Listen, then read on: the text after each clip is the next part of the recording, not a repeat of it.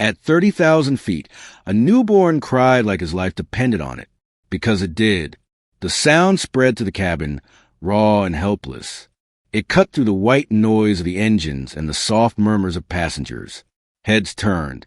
Bodies shifted. Uneasy glances passed between strangers. A flight attendant paused mid-step, eyes fixed on the source of sound, fear flickering across her face before she masked it with training. Nothing they tried worked, and the man holding the baby was no ordinary father. Amari and Lucetti had survived wars without mercy and betrayals without remorse. Entire crews folded when a shadow crossed their path. Yet now he sat rigid in a wide leather seat, his powerful arms locked around the smallest, most fragile life he had ever known. His newborn son writhed against his chest, face red, lungs burning with exhaustion as his cries shifted from hunger into something far worse. Distress. The plane shuddered as turbulence rippled through the cabin. The seatbelt sign flashed on. Overhead, bins rattled faintly. The baby's cries grew thinner with each breath. Amarian's jaw tightened. The child had already refused the bottle, pushed away the pacifier, twisted in discomfort as his tiny body failed to find relief. The woman who brought him into the world was gone for good, taken by complications that left grief behind like a wound that never closed. Now his son was fading in his arms, and Amarian felt something he had not known since childhood. Fear. Around him, several men sat scattered through the cabin, dressed like ordinary travelers. To anyone looking, they were strangers. To anyone who mattered, they were guardians. Silent, alert, helpless. One reached over with another pacifier. Another checked the baby's temperature with shaking fingers. A third scanned the aisle for threats that did not exist. No threat on Earth was more dangerous than the one in Amarian's arms. Passengers began to notice the tension spreading outward. A woman, too, rose back, clutched her bag. A man across the aisle pulled his child closer. No one knew who Amarian was, but everyone felt the gravity of him. Power had a presence. Even when it was breaking, the baby's cries hitched. His chest stuttered between sobs. Then came the choking. A sudden, ragged sound that made several passengers gasp. Amarian stiffened as the baby's small body arched. His breathing faltered again. A thin, broken whimper escaped his lips. For the first time, Amarian's control cracked. Across the aisle, a woman who had been invisible until that moment felt the sound strike her like a blow. Clarissa's hands tightened around the armrests. Her body responded before her mind could stop it. The cry reached into her chest and pulled something loose that had never healed. Heat surged through her as instinct collided with memory. 2 years ago, she had felt the same urgency, the same helpless longing, the same desperate need to protect a baby that never truly came home with her. No one on the plane knew who she was. No one saw the grief folded into her posture or the quiet strength she wore like armor. She traveled alone. No security, no wealth, just a weight of survival pressing against her ribs with every breath. The baby's cry weakened again. Clarissa's body reacted without permission. Her chest ached with pressure she tried to pretend did not exist anymore. Long sleeves hid the proof. Shame kept her silent. Loss kept her seated. The flight attendant hesitated in the aisle. She took one step toward Amarian's row, then stopped as one of the men nearest him looked up. No words were spoken. None were needed. The message was clear. Do not come closer. The baby gagged softly. Amarian adjusted his grip, his large hands shaking as he tilted his son slightly. He murmured low. Urgent words meant only for the child. The pacifier was offered again, rejected again. A bottle was lifted, turned away again. The baby's sobs thinned into shallow, panicked gasps.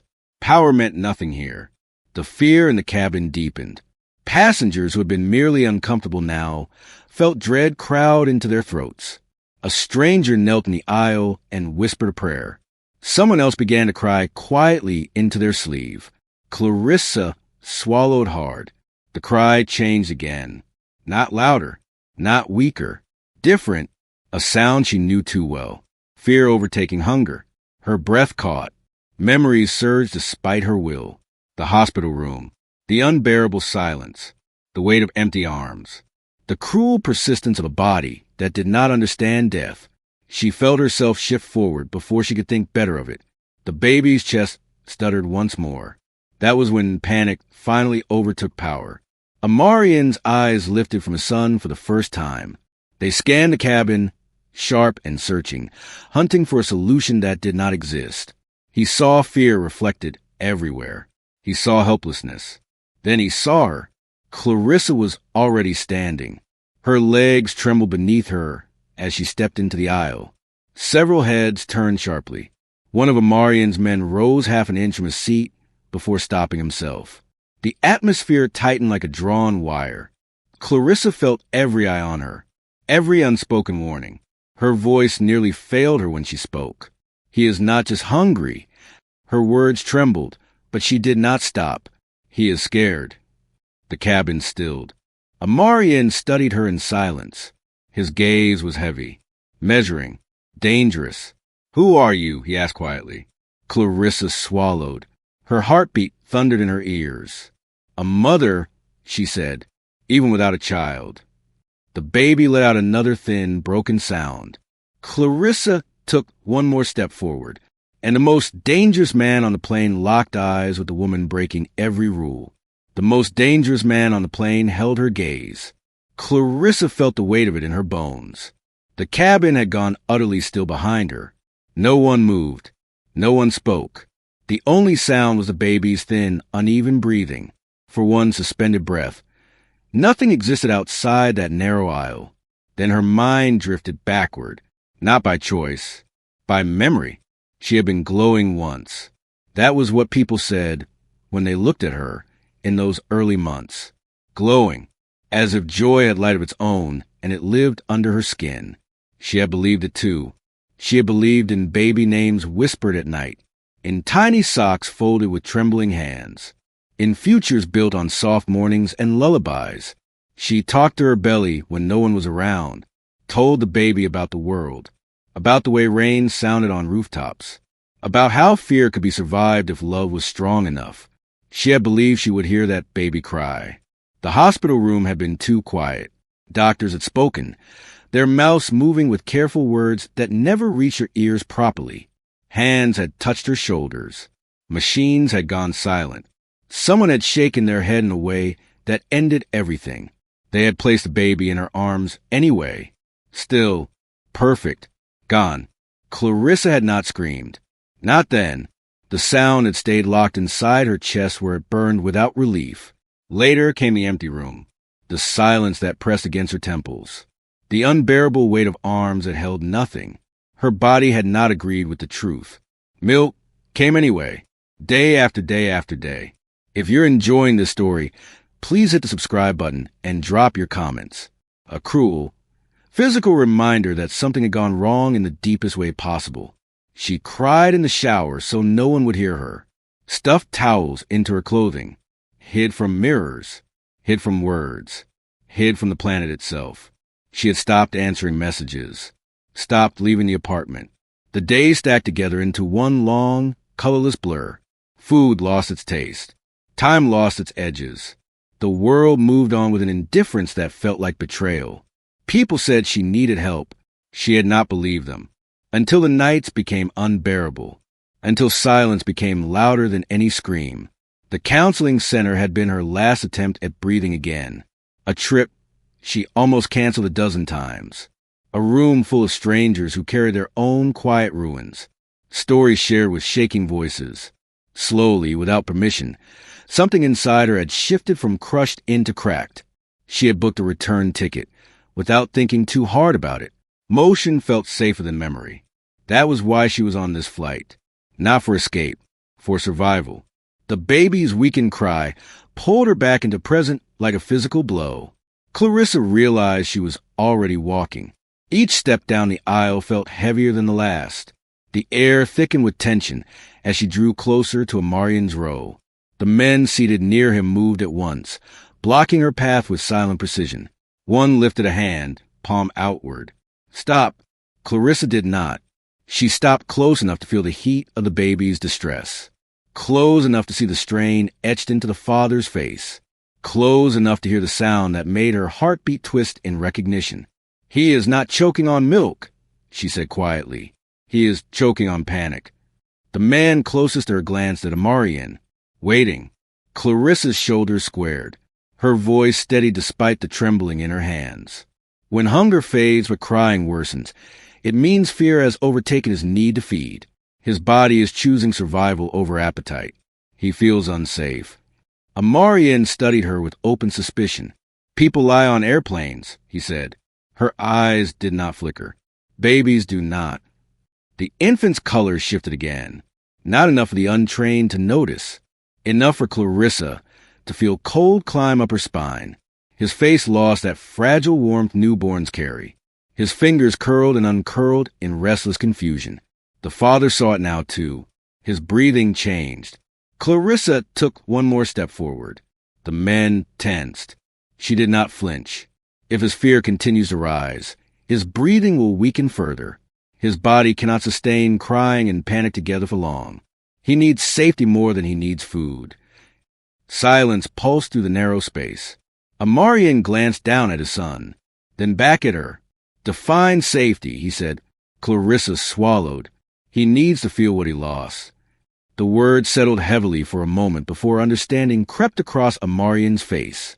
His grip tightened around the baby, without meaning to. Something raw flickered behind his eyes. He looked at her as though weighing whether she was brave or suicidal. "Who sent you?" he asked. "No one." "What do you want?" "Nothing." The baby let out another thin, faltering cry.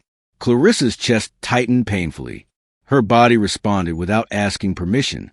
The pressure beneath her ribs built until it hurt. The same cruel reminder she had learned to live with in silence. "I lost a child," she said softly. Time seemed to stall again. Amarian did not respond. "My body never forgot," she continued. "His crying woke that part of me before I could stop it."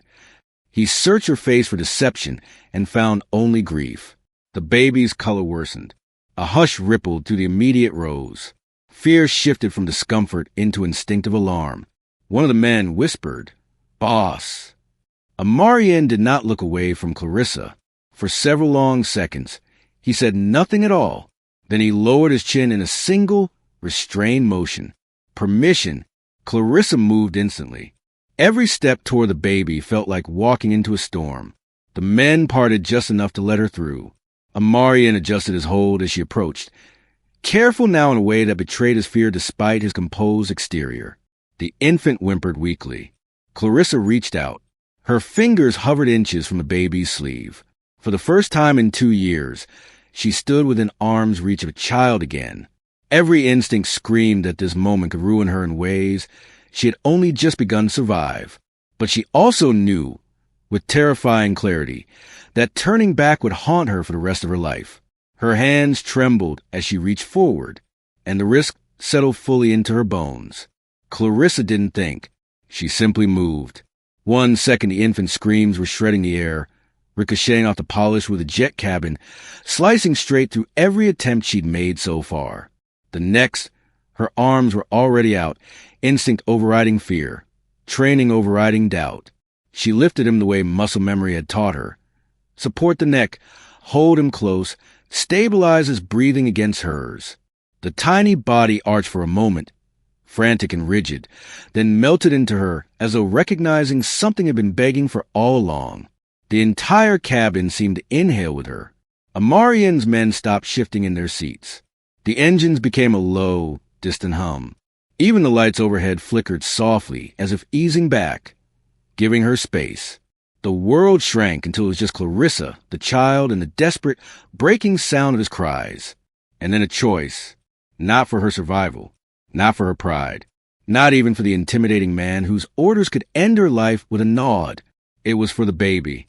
Clarissa unbuttoned her blouse just enough, positioned him with practiced certainty, and breastfed him. No shame. No hesitation. No permission asked. Just a mother's response to a baby in pain. The effect was immediate. The child latched as if he'd been searching for her all his life. His cries didn't merely quiet. They ceased. Instantly, a clean cut through the chaos. The tiny fists unclenched. The tension evaporated. His breathing slowed, finding a rhythm that synced with hers, peaceful and whole. Within moments, he slipped into sleep, soft, total, trusting sleep, his cheek resting against the warm curve of her skin. The silence that followed was not normal silence. It was stunned, reverent, chokingly fragile. Clarissa didn't look up. She didn't need to. She felt every gaze in the cabin sharpen, shift, then freeze. Especially his. Amarian, the man carved out of steel and vengeance. The widower whose grief had been weaponized into something the world feared. The father who watched formula after formula rejected, bottle after bottle tossed aside, doctor after doctor stammer in helplessness. He stared like time had stopped, as if the universe had just broken one of its own rules, as if Clarissa had just performed sorcery. His jaw had gone slack, only slightly, but enough for a man who never let anything slip. His shoulders, normally coiled like wire, lowered by what had to be less than a millimeter, but it felt like the shift of tectonic plates. He didn't speak, not even a whisper. But Clarissa saw something move in his eyes, something raw, startled, painfully human. Gratitude. The first drop he'd allowed to exist since the night his wife died. Clarissa didn't bask in it, didn't shrink from it either. She simply stayed still, supporting the baby until he finished, until his head grew heavy, until his tiny breaths evened out completely. When she was sure, she shifted her blouse back into place, adjusted her coat around them both, and held the child a moment longer, not for him, but for herself. He was warm, gentle, innocent in a world that wasn't. Then she rose slightly and held him out. She didn't say, "Here." She didn't say, "He's okay." She didn't say anything at all. Words would have ruined the purity of it. Amarian slowly stepped forward, movements unsteady, as if approaching a miracle that might vanish if he wasn't careful. He took his son from her arms with tenderness that didn't match the reputation the world whispered about. His eyes flicked up to hers, enough to acknowledge her, enough to convey a message without speaking. But Clarissa didn't claim the moment. She didn't hold his gaze, didn't soften, didn't wait for thanks. She simply exhaled once, quietly, and returned to her seat. The cabin remained thick with silence, like a collective exhale too afraid to release. The baby slept peacefully in Amarian's arms, the first rest he'd had in days. His cheek pressed into his father's chest, small hand curled into the dark fabric of his shirt. Amarian didn't sit immediately. He stood there, staring down at his son, absorbing a truth as heavy as grief itself. The child hadn't rejected nourishment. He had rejected everything artificial. And Clarissa was the only thing that had worked. The jet crew exchanged subtle glances, but said nothing. No one dared intrude. Clarissa kept her eyes on the window, heart still hammering so violently she feared the sound might betray her. She wasn't embarrassed. That wasn't the word. She'd done this before in hospitals, in emergency shelters, assisting mothers whose milk hadn't come in yet. It was a skill she'd never boasted about, never imagined needing again. Certainly not like this. Not under the gaze of a mafia king. But she didn't regret it. Not one heartbeat of it.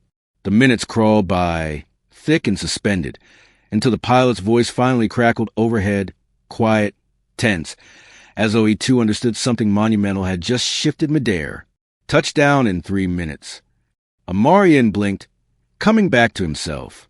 He eased into his seat, still holding the baby with a gentleness that could have shattered his own legend.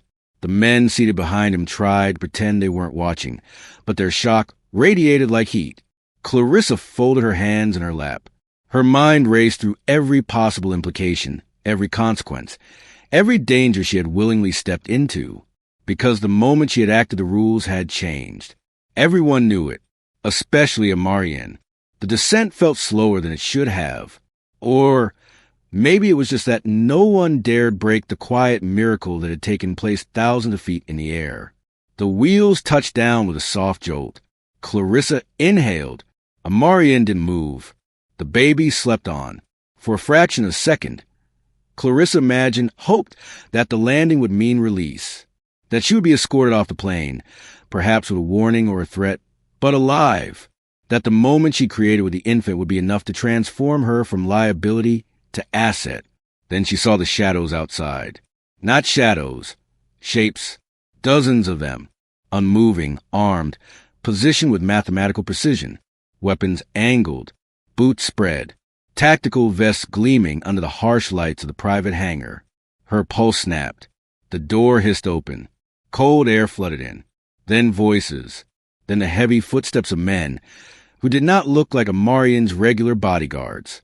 Clarissa's spine stiffened before the first one even stepped inside. They didn't move toward Amarian.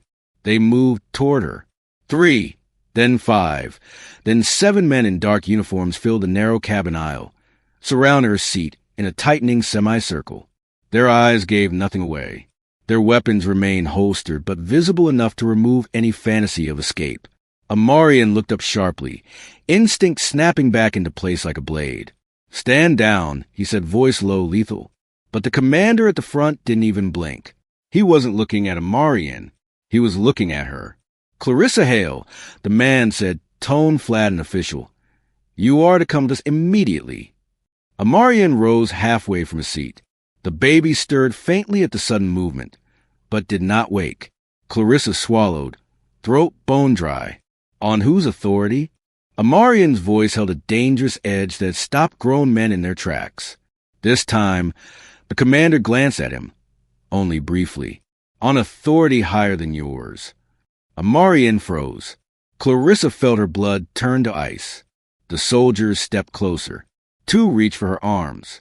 The cabin that had held a miracle seconds ago now held something else entirely. A threat, a promise, a trap. Clarissa's breath caught as cold fingers clasped around her wrists. And then darkness beyond the plane door. Boots. Weapons. No escape. The last thing she saw before being pulled into the corridor was Amarian rising fully from his seat, eyes burning with fury and something else. Fear. Not for himself. For her. The hangar swallowed her whole. The world outside the jet swallowed Clarissa in a rush of cold and noise. Her feet barely touched the metal steps before the men tightened their formation, steering her toward the far end of the private hangar. No explanation. No commands beyond sharp gestures. Their silence was more suffocating than shouting would have been. She glanced over her shoulder once. Only once. Amarian was at the top of the staircase, the infant cradled against his chest, fury etched into every line of his face. He looked like he intended to follow, to stop this, to tear through anyone who dared touch her. But he didn't move. Someone or something held him back. The hangar door slid open. A black SUV waited. Clarissa was ushered inside as though she were cargo, not a woman who had just saved a child's life an hour earlier. The door slammed. Locks thudded. The engine growled to life. Clarissa exhaled slowly, forcing her pulse to steady. What mattered was a baby. Not this. Not the fear clawing at her ribs. Yet even that mantra began to tremble as they drove. The route didn't feel like a normal transfer. This felt tactical, coordinated, prepared long before she stepped on the plane. It wasn't until they reached the outskirts of the city, exiting the paved roads, climbing into forested hills, that someone finally spoke. "You're to remain calm," the man beside her said. His voice was firm, without malice, the tone of someone reciting protocol. Clarissa met his eyes. "Where are you taking me?" He hesitated, as if choosing words that were both safe and true. "Mr. Vane's estate." She stiffened. Amarian Vane had a last name. It felt strange, like learning a hurricane had a first name too. And why? That'll be explained when we arrive. The vehicle continued its ascent. The trees grew denser, the air colder, the world more isolated. Clarissa pressed her hands together to keep them from shaking.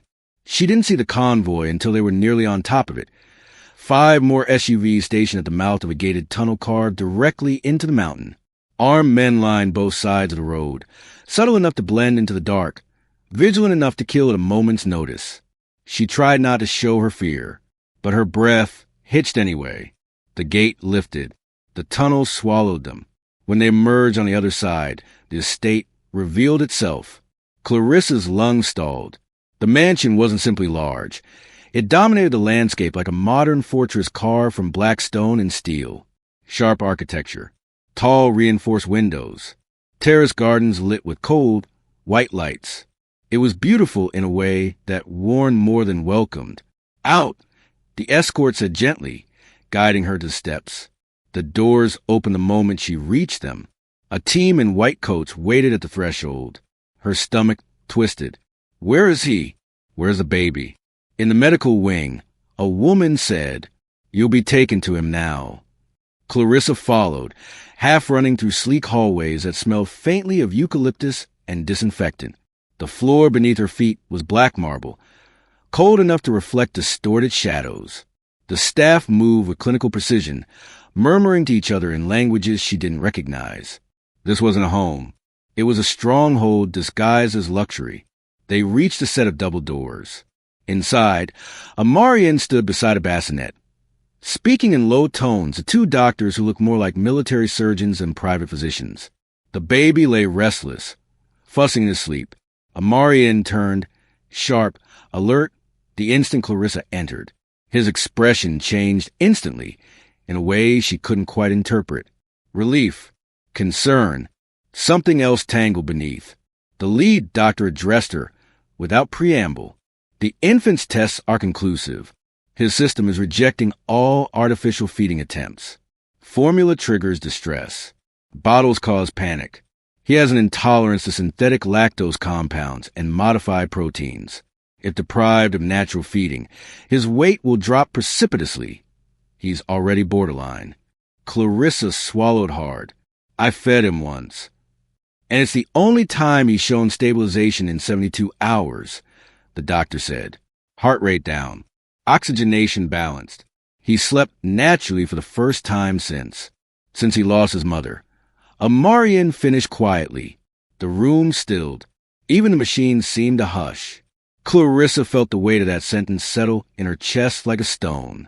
A Marian's gaze cut to her. Controlled. Decisive.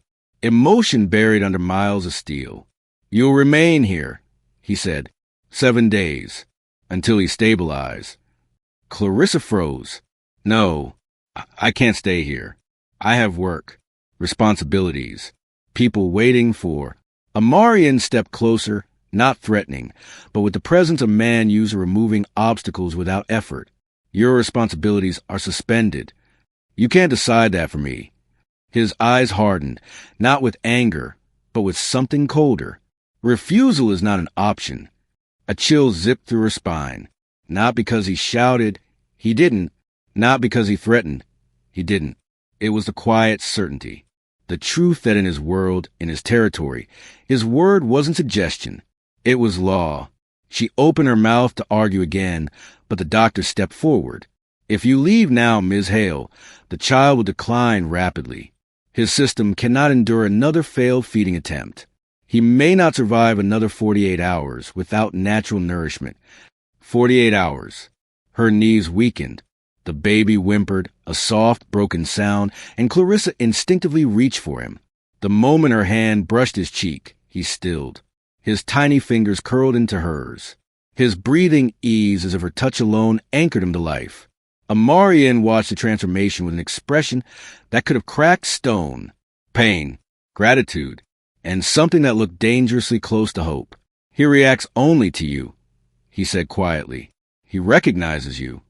Clarissa's throat tightened. It's not recognition. It's instinct. Babies sense calm, warmth, familiarity of heartbeat.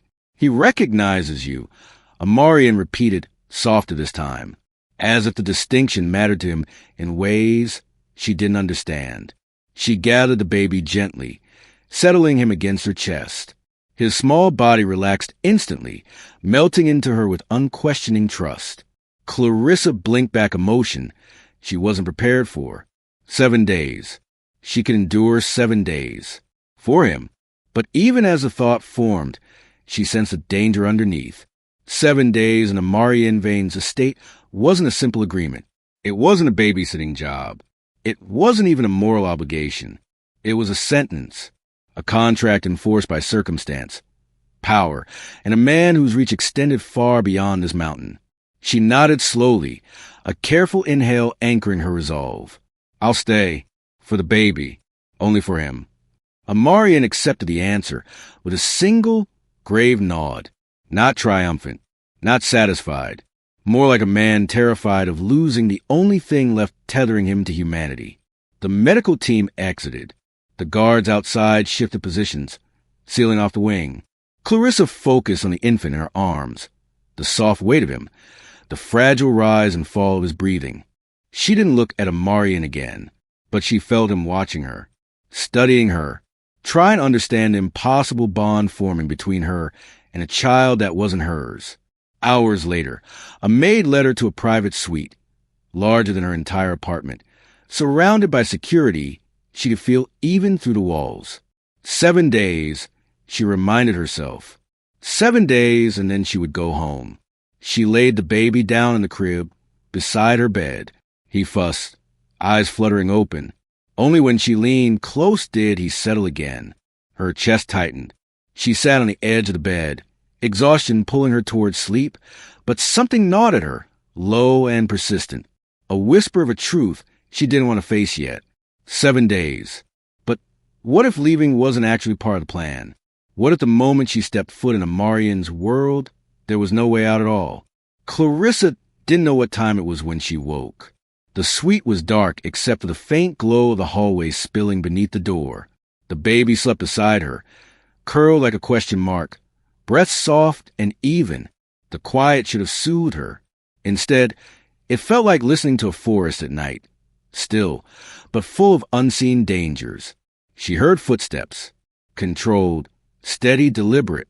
Not the guards, not the maids. Someone heavier, someone who moved with controlled authority. She slipped out of bed silently, careful not to disturb the baby, and eased the door open a fraction. Down the corridor, a shadow moved. Tall, broad, familiar. Amarian. He walked alone, no entourage trailing him for once. His shoulders were bare, a simple black t-shirt instead of the tailored armor he wore during the day. His hair was damp, as if he'd washed away the day's blood or ghosts. The hallway light cast long shadows that clung to him, but he kept his eyes forward, focused. Clarissa followed quietly. He didn't go to his study, or the main hall, or the command wing. He went to the nursery. Her breath caught. She'd never been in that room at night. The maids made sure she slept, always insisting they would alert her if the baby stirred. But apparently, she wasn't the only one who couldn't sleep without checking on him. Amarian paused outside the nursery door. Then, slowly, deliberately, he began removing every weapon on his body. A knife from his waistband, a gun from the holster at his back, another, smaller blade strapped to his ankle, a second gun from beneath his shirt, a slim metallic device she couldn't identify, but instinctively knew could kill. He set each weapon on the floor, as if entering sacred ground. Clarissa's chest tightened. She'd never seen a man transform before her eyes like that, from warlord to father, in one breath. He entered the nursery with empty hands. Clarissa inched closer, staying hidden behind the doorframe, not spying, not prying, just drawn.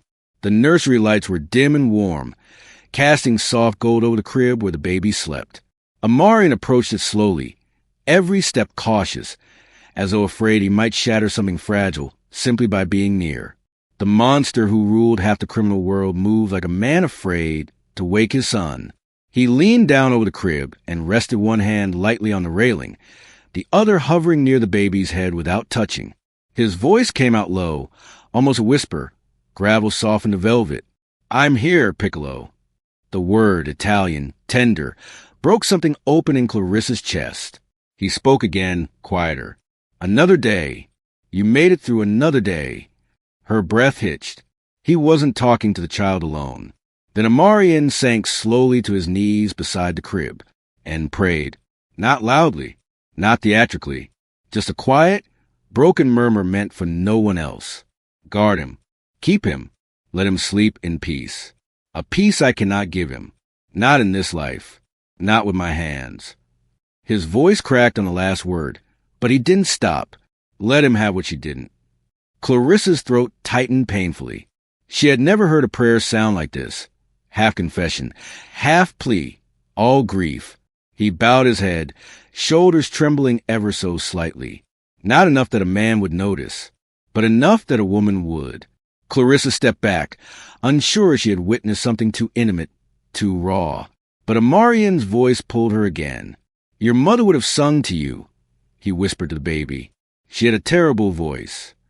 A faint smile ghosted across his lips, but she would have sung anyway. Clarissa swallowed. He had loved his wife, not in the storybook way, not in the gentle, suburban way she had once imagined marriage should look. He loved her with the absolute devotion of a man who would tear the world apart, piece by piece, if anything threatened what was his. And now she was gone. Clarissa's chest ached. She stepped into the nursery quietly, as though pulled by something stronger than caution. Amarian didn't turn. He knew she was there. He had felt her presence before the door even moved. How long have you been watching? He asked, voice low, controlled. Not long, she whispered. Long enough. She didn't argue. He rose from the floor, not abruptly, but with the tired weight of a man carrying too many worlds on his shoulders. He didn't reach for his weapons. He didn't rebuild his armor. He simply looked at her. Moonlight from the window cut across his face, revealing exhaustion sharpened by sorrow. His mother, Clarissa said softly. She died during childbirth? His jaw tightened. Yes. He said it like a blade pressed to the tongue.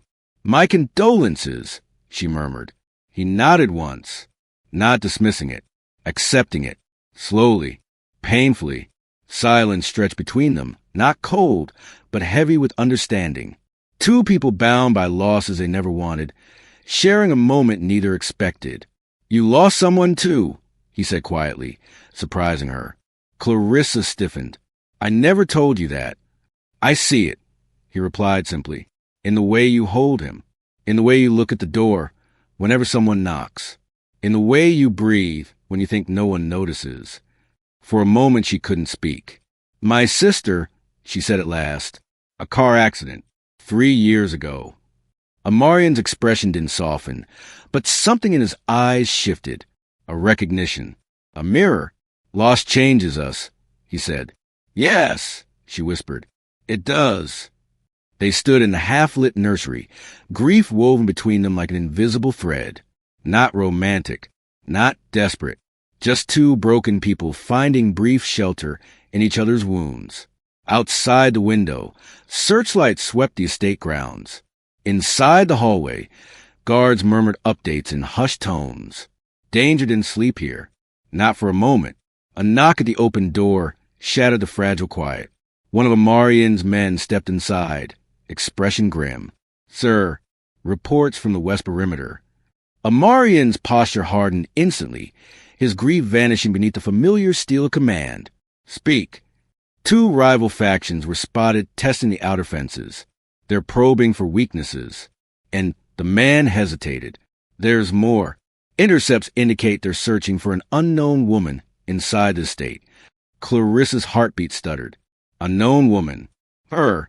Amarian's eyes snapped to her, sharp and alert. Why? We don't know yet, the guard said. But surveillance just confirmed it. He handed Amarian a tablet. Amarian glanced at the screen once. His jaw locked. His fists curled. A cold, lethal silence swallowed the room. Clarissa stepped closer despite herself. What is it? Amarian turned the tablet toward her. A photo filled the screen. Her face. Taken inside the jet. Taken without her knowledge. Taken recently. And beneath it, a simple, chilling headline. Identity confirmed. Target located. Clarissa's breath left her body all at once. Someone had leaked her identity, and whoever they were, they wanted her found. The image on the tablet still burned behind Clarissa's eyes long after Amarian snapped it shut and dismissed the guard with clipped orders. Even after the door closed, she could feel the cold weight of it, the knowledge that someone, somewhere, wanted her identified, found, and likely removed. Not because of who she was, because of what she'd become, because the baby lived because of her. Amarian paced the nursery like a caged storm, jaw tight, eyes dark, every step a silent argument he was having with himself. Clarissa held the baby close, trying to steady her breathing, trying to silence the trembling in her legs. Finally, he spoke. They won't touch you. She swallowed. Can you guarantee that? His voice dropped, firm and final. Yes, but she saw the truth in his eyes. He could guarantee nothing. Still, he wore the lie like armor, as if saying aloud might bend the world to his will. Over the next 2 days, security doubled. Guards patrolled in rotating shifts. Drones hummed over the gardens. Surveillance lines crackled with encrypted chatter. Yet the unease only grew. Word spread through rival networks like wildfire. She overheard murmurs from the guards outside her door that they suspected the baby had rejected every artificial feeding attempt, that Amarian's son only survived because of her, that if they eliminated her, the infant would weaken again, and Amarian would fracture. She began sleeping lightly, always half awake, always listening. And she felt watched. It was subtle at first, a prickling at the back of her neck, while walking through the hall, a whisper of movement behind her when no one was there, a reflection in a glass panel. Someone disappearing the instant she turned. She asked one of the guards about it. He stiffened. All standard, he said too quickly. Just updated routines. Standard. Yet every time she left her room, a different pair of guards just happened to pass by. Every corridor she walked, a camera whirred softly as if adjusting its focus. It wasn't protection. It was mapping. Someone inside the estate was charting her habits, her routes, her pauses, the way she shifted the baby from one arm to the other, how long it took her to reach the nursery during nighttime alerts. Amarian didn't see it. Or maybe he did and refused to accept what it meant. His advisors warned him more than once. Clarissa overheard fragments of their arguments through thick walls. She's a vulnerability, sir. They know the child survives because of her. We should move her to the safe house. The estate has more fortifications. Sir, they won't attack you. They'll attack the woman. And Amarian's cold response every time. She stays.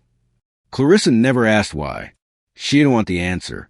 By the 4th evening after the leak, the estate simmered with an invisible tension, like a violin string drawn too tight. Clarissa fed the baby in her suite, humming softly to keep herself calm even though her pulse raced with every creak of the old mansion and every shift of the wind. Outside, storm clouds gathered over the mountains, swallowing the sky in charcoal. She rocked the baby gently until his eyes fluttered shut. A moment of peace, a fragile one. Then the alarms cut out. All of them. Not a blare, not a malfunction. A clean, surgical silence. Clarissa froze. The baby stirred in her arms, sensing her stillness. The lights flickered once, twice, then died entirely, plunging the room into darkness. Her breath seized. Not now, please not now. The hallway lights outside her suite blinked red for the briefest second before cutting off as well. An attack. Or betrayal. Or both. She grabbed the baby carrier with shaking hands, securing him against her chest. He whimpered softly, confused by the sudden dark. It's okay, she whispered, even though it wasn't. It's okay, I've got you. A faint hiss began to rise from somewhere beneath the floor. She knew that sound. It was a sound of something releasing, of something filling the air. Smoke, thick, acrid, chemical. It curled under the door and seeped upward, the unmistakable fog of a targeted breach. Clarissa pulled her sleeve over her mouth. The room was hazy already, her eyes stinging, her lungs tightening. The baby coughed, a tiny, harsh rasp that sent panic spiraling through her. She bolted for the door. The hallway was a choking gray tunnel. Red emergency strips along the floor glowed faintly, barely enough to see, but enough to follow. She ran. Doors slammed open. Guards surged out, some shouting orders, others collapsing almost instantly as the smoke overwhelmed them. More than smoke. This was engineered, weaponized. Someone had planned this too well. Clarissa clutched the baby tighter and pushed forward, heart racing so fast she felt in her teeth. Her vision teared and blurred, but she didn't stop, couldn't stop. Down the hall, past the gallery, toward the reinforced stairwell she'd memorized on her second day here. She rounded a corner and froze. Silhouettes moved through the haze below. 3, no, 4 figures. Not guards. Their movements were too precise, too fast, Two quiet. Rivals. The ones who thought she could be used. They hadn't come for wealth. They hadn't come for a Marian. They'd come for her. Her breath strangled in her throat. She pivoted and sprinted toward the alternate route, the east wing corridor leading straight to the nursery safe zone. The smoke worsened as she ran. Her lungs burned. Her eyes streamed. The baby cried softly, suffocating the poison hanging in the air. "Hold on," she gasped. "Please, hold on." Something exploded behind her, glass shattering, a wall collapsing. She screamed, stumbling but not falling, clutching the baby to keep him shielded. She reached the heavy double doors of the nursery wing. Almost there, just the steps. A hand clamped over her mouth from behind. Her scream died instantly. An arm like steel locked around her waist, yanking her back, dragging her into the smoke-thick shadows. She kicked, twisted, tried to bite, but the grip only tightened. Her shoulder slammed into the wall hard enough to rattle her vision. The baby wailed, trapped between her trembling arms and the crushing hold of her attacker. Clarissa's lungs seized, her mind spiraling into a single desperate question. Where's Amarian? A masked face lowered her ear, black fabric, no insignia, no mercy. "Got you," the man murmured. Before she could scream again, he dragged her into the darkness.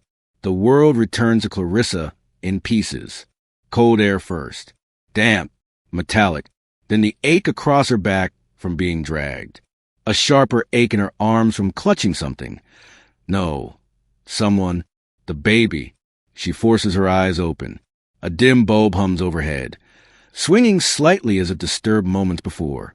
Concrete walls, no windows, a folded metal chair, a bucket in the corner, the scent of fuel and mildew. Her breath trembles as she shifts the baby higher against her chest. He's alive, warm, shuddering with tiny, frightened hiccups, his face pressed into her collarbone as though trying to disappear into her skin. The masked man is gone. She and the child are alone. For a moment, she just holds him and sobs into his hair. Not loudly, not hysterically, but with the raw tremor of someone who thought she wouldn't wake to see him again. She rocks him automatically, instinct guiding her more than thought. His cries fade to uneasy whimpers. When she finally notices a camera bolted high in the corner, she understands the point of this room. Not to kill her, not yet, to show her fear, to film it, to use it. Hours pass, or minutes. Time has no shape here. A metal door finally screeches open, and a man in a reinforced vest steps through, followed by another with a tablet. Neither wear masks. They're not worried about her surviving long enough to identify them. The older one, sharp cheekbones, tired eyes, and neat beard, glances at the baby with a faint, almost amused snort. So the rumors were true. The air only lives because of you. Clarissa steps back, tightening her grip. "What do you want?" "Nothing from you," the younger one says, raising the tablet. But from him, everything. He taps the screen. A video feed appears. Amarian, not in his usual composed, cold armor, but in a state Clarissa has never seen. Muscles locked, eyes burning with lethal stillness. The kind of stillness that precedes storms. His voice comes through the speaker, rough like he hasn't slept. "Clarissa." A breath. Not relief, not even certainty. "Is he?" She angles the baby just enough for the camera overhead to catch him. The kidnappers glance at the tablet again. "See? Proof of life. He's watching. Good." Clarissa lifts her chin, trembling but unbroken. "Tell him your terms." The older man steps closer, so the camera sees him clearly. "Here are the conditions, Amarian Hale. You have 12 hours. Clarissa's lungs ice over. 12 hours to sign over all territories under your control. Every account, every offshore vault, every route, every loyalty contract. You will cede your entire empire, permanently, and you will do so publicly." He pauses, smiling with quiet triumph. "You may choose to resist. Refuse. Send men. Try your luck." A shrug. "But if a single soldier moves within 10 miles of our border, the child dies first, and the woman dies second." Clarissa clenches her jaw. "Why involve me? I'm nobody. A nobody who inexplicably revived the Hale bloodline, he replies. The baby will not accept formula. So you, Miss Grayson, are leverage. A very unique leverage. The younger man angles the camera tighter onto her face. Look terrified, he says simply. Your fear is part of the message. But she doesn't. Not enough for him, anyway. So he steps in, grabs her wrist, twists. Clarissa gasps. The baby screams instantly, the sound shrill and panicked. On the tablet, Amarian's face fractures, just for a second, enough that both kidnappers smirk. Good, the older one says. Now he's motivated. The feed cuts, the door slams, and Clarissa sinks to her knees, holding the wailing infant close, whispering a trembling stream of soft reassurances. Across the city, though she doesn't know how far, Amarian stands in a war room filled with screens, satellite maps, and voices competing for dominance. His inner circle is in chaos. They took her because you let her stay. This is a declaration of war. Strike now. They'll never release a child alive if you surrender. This is exactly what they want. You can't cave. Amarian. He hears all of them and none of them, because the only thing that matters is the image burned into his mind. Clarissa on her knees, holding his screaming son, her face pale, her wrist in another man's grip. The sound she made, that small, bitten-back gasp, carved something unbearable into him. Boss! Rourke, his lieutenant, shoves a satellite tablet toward him. We can deploy teams. Hit 3 fronts at once. They won't expect. No. The room freezes. Amarian's voice is low. Steady. Deadly in a different way than usual. Rourke blinks. No. Amarian, your empire, is nothing, he says, compared my son. And the woman, someone mutters under their breath. Amarian doesn't even look up. She saved his life, he says. She's under my protection. If anything happens to her, he stops, because what he feels has no words he can say in front of them. Rourke runs a hand through his hair. Think, Amarian, if you give in, you lose everything. They'll carve up your legacy. Everything you built, gone. Your father died for that territory. A muscle jumps in Amarian's jaw. Flashbacks crack open like bones breaking underwater. A younger him, barefoot, starving, scrubbing floors in an illegal casino, learning the rules of survival from men who'd kill him for breathing too loudly, burying the first man who ever protected him, taking territory inch by bloody inch, finding the one woman who softened him, losing her in childbirth, standing in front of a tiny crib night after night, speaking to a child who didn't know he existed, removing weapons each time, so he didn't bring the world's violence into that room, trying, failing, to be enough for his infant son. Every victory, every border taken, every oath earned. It was all to build something safer for his family. And now, his empire is a threat. Amarian looks at his men, his voice a quiet verdict. You said those rivals would come for the baby someday. Yes, Rourke answers, but not like this. Not so soon. Then my son's life is the price of leadership. Amarian lifts the tablet containing the ransom contract, and I will pay it. Rourke stares as if watching a king step off his throne and walk willingly into chains. You understand what surrender means, right? He asks carefully. No more immunity. No more power. No more protection. They won't let you keep anything. You'll be hunted same as any civilian. Amarian signs the first page. They can hunt me, he says, but the child and the woman live. Another page. Another signature. His name bleeding across the screen like spilled ink. This isn't bravery, Rourke whispers. It's suicide. No, Amarian replies. It's fatherhood. When the final digital signature is completed, the contract uploads automatically to encrypted channels. Copies appear on the screens. Territories reassigned. Bank accounts transferred. His empire dissolving in real time. Everything he built is gone. Just like that. A notification pings. The kidnappers confirm. Exchange location will be at dawn. Amarian closes his eyes for a single breath, long enough to mourn the end of the man he used to be. When he opens them, The room steps back instinctively. Because though stripped of power, Amarian Hale is more dangerous than he has ever been. He walks toward the exit. "Where are you going?" Rourke blurts out. Amarian pauses at the door. "To bring my son home," he says, "and the woman who kept him alive." He steps out. The sun hasn't risen yet, but dawn is waiting, and so is the trade that will end or save everything. Dawn bleeds thin across the horizon, a pale line of light stretching over the abandoned salt flats. The ground crunches beneath Amarian's boots as he approaches the exchange point, an open stretch of sand and cracked earth, empty except for a rusted water tower and a cluster of armed figures waiting like vultures. He comes alone. No weapons, no convoy, no armor.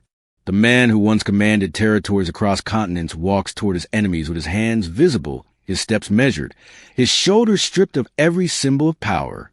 The desert wind tugs at his coat, carrying sand to the air like ash. A figure steps forward from a rival group, the same man who delivered their ultimatum. "You're on time," he says, smirking. "I suppose losing everything improves punctuality." Amarian doesn't answer. His eyes sweep the area once, checking for Clarissa, for the baby, and freeze when a shadow shifts behind the water tower. 2 guards emerge. Then Clarissa. Her wrists are unbound now, but her face is taut with exhaustion, hair tangled from hours of captivity. The baby rests against her, wrapped in a thin blanket, cheeks flushed but breathing steadily. She's holding him close, as if her own heartbeat is keeping him alive. A guard shoves her forward. Her eyes catch Amarian's. For a moment, the world compresses into that single connection, a silent momentum of relief, disbelief, and something harder to name. She whispers, "Don't come closer," but the rival places a hand on her shoulder, pushing her toward the center. "You want them, Hale? Come earn them." Amarian walks the remaining distance until he's close enough to see the bruises on Clarissa's wrist, the smudge of soot across the baby's forehead, close enough to hear the infant's soft, fretful whines. Clarissa is trembling, not from fear of him, but fear of what is about to unfold. The rival leader gestures with lazy satisfaction. "Your empire is dissolved. Your accounts transferred. Your power dead. You are nothing. Now kneel." A ripple of anticipation passes through the gathered men. Clarissa stiffens. Amarian don't, but he is already sinking to the sand, not because the rival commands it, but because the baby is between them, and Amarian wants his son's face to be the first thing he sees clearly, to make sure he's whole, breathing, safe. He kneels like a man grieving and resurrected all at once. The rival laughs. "Look at you." The king kneels. Amarian lifts his hands slowly, palms open. "Release them. You get the woman and the child." The man says, "As promised." A mock bow. "We keep your entire world." He nods to his guards. Clarissa is pushed forward until she stumbles. Amarian rises just enough to catch her before she falls. His hands close around her arms, steadying her. "You're not hurt?" he asks quietly. "Only shaken," she whispers. "He's okay, just scared." Amarian exhales shakily, brushing a finger across his son's cheek. The baby grips it instantly with tiny fists.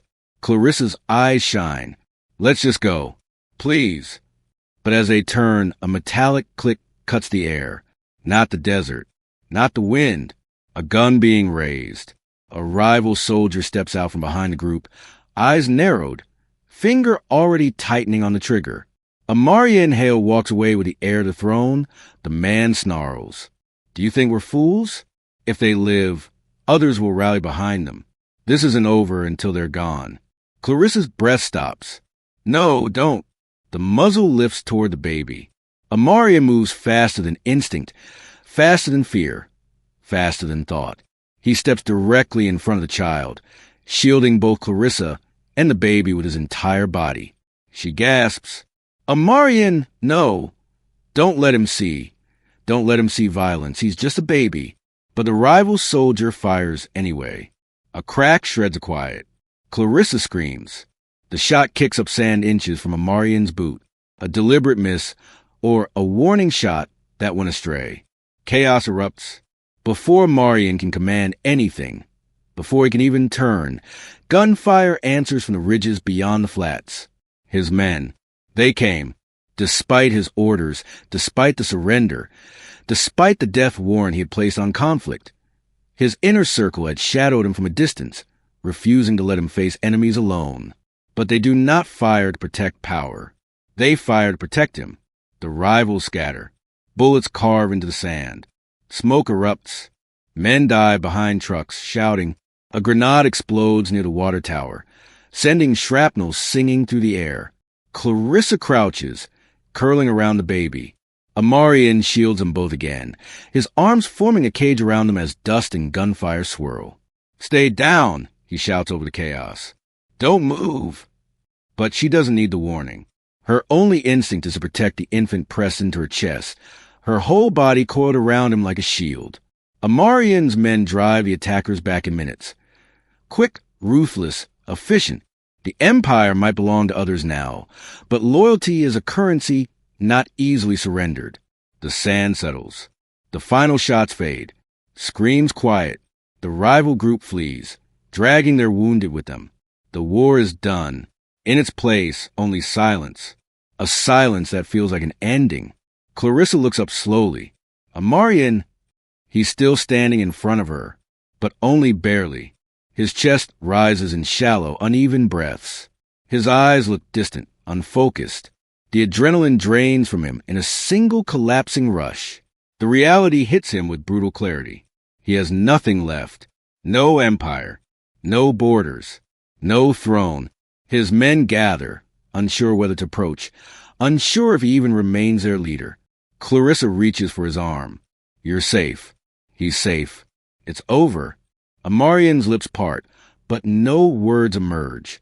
His face finally cracks, not with pain, not with fear, but with a hollow, devastating knowledge that the world he built, the man he was, ended on this stretch of sand. He steps back once, as if trying to find ground that isn't shifting under him.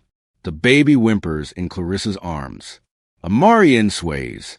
Then, as the morning sun breaks fully across the flats, painting everything gold and unforgiving, Amarian Hale, former king of an empire now in ruins, collapses to the ground, not from injury, from the weight of everything he has lost, and everything he has left. The months that follow are so quiet. Clarissa sometimes forgets the world they escaped once had teeth. The small coastal town they've settled in doesn't ask questions. It's a place where strangers simply become neighbors, where the sea drowns out memories louder than gunfire, and where no one recognizes a man who once commanded cities from underground rooms lined with maps. Amarian has a new name now, a simple one. Tomas. He insisted on something plain, something that wouldn't echo. Every morning he walks to work with a lunch bag Clarissa packed, his hair tied back, sleeves rolled to the forearms as he joins a modest crew repairing fishing docks. Real labor, honest labor. Work that leaves splinters in his palms and salt crusting his shirt, but no blood on his conscience. He comes home smelling of sea and sun, never gunpowder. Sometimes, Clarissa watches him from the kitchen window as he approaches the little rental cottage. At first it frightened her to see him so exposed. No guard sweeping corners, no armored vehicles gliding behind him. But he seems lighter, younger, even. He doesn't jump at shadows anymore. He doesn't sleep with a knife under his pillow. He doesn't wake gasping from dreams of violence. The man she once saw standing in the desert with the weight of a ruined empire bowing his spine has slowly, methodically, learned to stand straight again. Inside the cottage, life is quieter still. The baby, now plump-cheeked, bright-eyed, and endlessly curious, has learned to roll, then crawl, then sit upright with proud, wobbling triumph. His laugh comes easily, as if he has no memories of danger, no shadows. In the early mornings, before the sun rises, Clarissa cradles him in the small rocking chair by the window. She nurses him freely now, with no guards listening, no threats lurking in hallways, no alarms waiting to explode into panic. The baby drinks peacefully, eyelids fluttering. Sometimes, at the edge of dawn, Amarian wakes to the sound of their soft rhythm and lies still, listening, marveling at how a sound that once terrified him now brings peace, so deep he feels it in his bones. He often joins them quietly, dropping a kiss on the baby's forehead, then on the crown of Clarissa's head with the gentlest hesitation, as if asking permission each time. She always leans into it. Even that is new, allowing happiness, allowing him, allowing herself. The guilt she once carried, the guilt of surviving, of bonding with a child who wasn't hers, of caring for a man who'd once been feared worldwide, has faded into something steadier, something she dares to call belonging. Their days follow a simple rhythm. Amarian works. Clarissa tends to the baby. They meet for lunch on the pier, sitting on sun-warmed planks with sandwiches and fruit slices. Amarian's rough hands hold the child carefully, as though afraid he might break something perfect. He told her once, in a quiet moment when the tide was pulling away from the shore, "I never thought I'd live long enough to see him grow." She touched his cheek. "You didn't just live. You changed." He shook his head. "No, you changed me." But she knows the truth now. Loss changed him first. The baby changed him next. She was only the bridge between who he was and who he's becoming. At night, after the baby finally falls asleep in the small crib Amarian built himself, they sit on the back steps watching the ocean breathe. For a long time, their conversations remain surface level. Mundane things like grocery lists and the dock repairs, and whether the baby's newest babble could be considered a word. But slowly, gently, deeper truths have begun to surface. Amarian tells her about his past without glorifying it. Just facts. Just scars held up to the moonlight. Clarissa shares the pieces of her life she never told anyone. The loneliness of surviving on the edges of everything, the ache of feeling invisible, the constant fear of not being enough. In the silence between them, something soft and unspoken unfolds. Not desire. Not yet. Trust.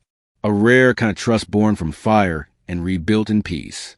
One evening, months after the exchange had ended his empire, Clarissa finds Amarian standing in the doorway of the nursery.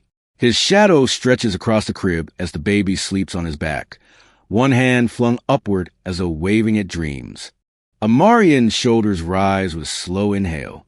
He doesn't remember any of it, he murmurs. "Good," she whispers.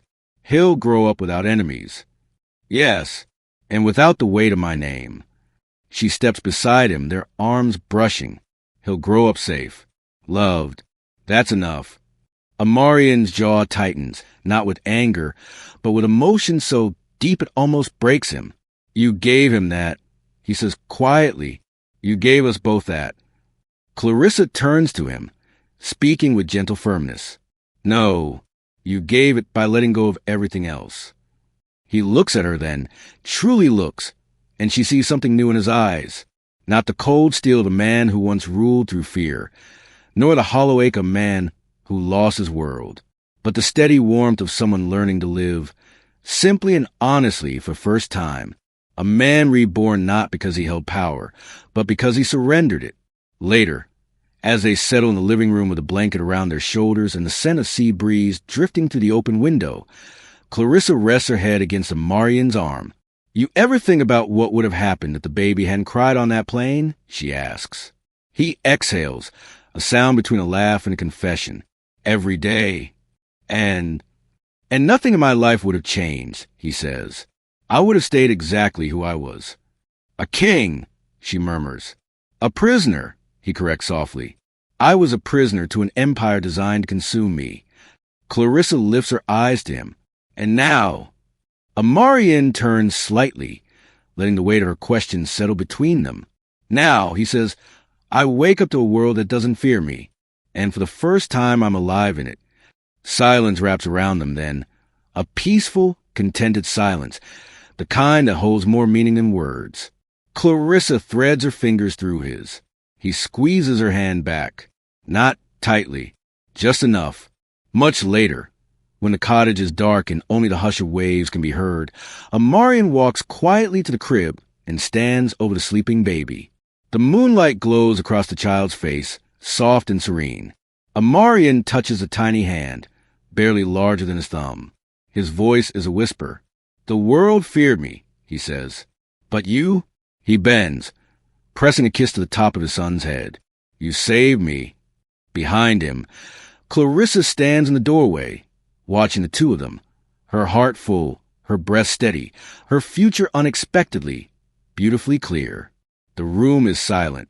The baby sleeps between the two people who would give up everything to keep him safe. And for the first time in all their lives, peace feels real.